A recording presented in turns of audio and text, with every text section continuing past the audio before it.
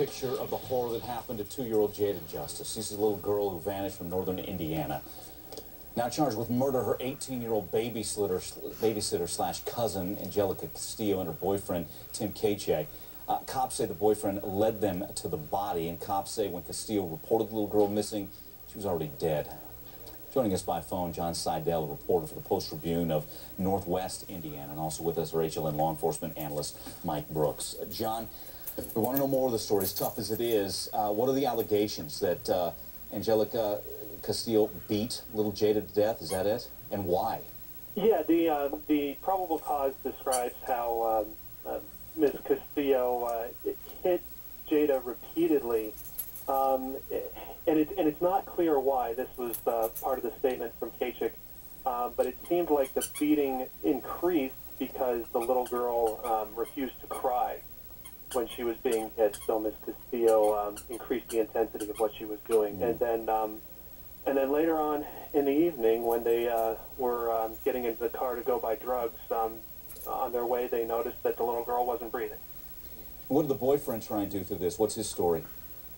Well, according to what he told police, he had tried to get his girlfriend to stop beating her. After a while, when Castillo started rapping on the girl's head with her knuckles, he realized that things had gone too far, and apparently made some attempt to stop her, but wasn't able to, and apparently, according to the probable cause, left the room to go watch television. But later, yeah, I know. That's indicting right there. Let me bring in Mike Brooks. He goes to watch TV. Yeah, he tried to stop her, Mike. That's BS. Mike, how are you going to, because let me read the statement from Castillo. Here it is. Angelica is devastated over her cousin's death and distraught over being accused in her murder. We believe when the evidence is presented to a fair and impartial jury, she will be found not guilty in her cousin's death. How are you going to sort through this? I mean, do we believe boyfriend here, Mike? It fits, and he led him to the body, but go ahead. It sure did, and she admitted that she made the whole thing up. You know, but Mike, Jada's mom, did she not know that Castillo was a heroin addict, and she still let her be around the baby? Great question. Let's ask John. Let me ask John that. John, what about the mom? There are lots of questions about the mother going on right now.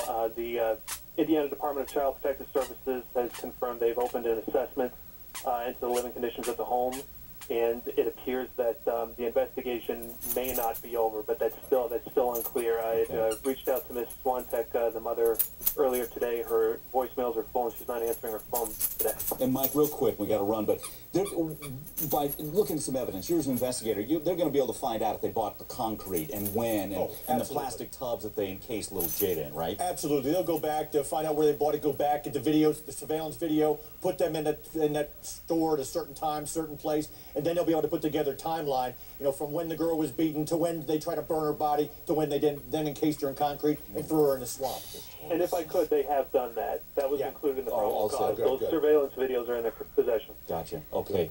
John Seidel, nice job. Thanks for joining us, Mike. You as well. Coming up, more Michael J.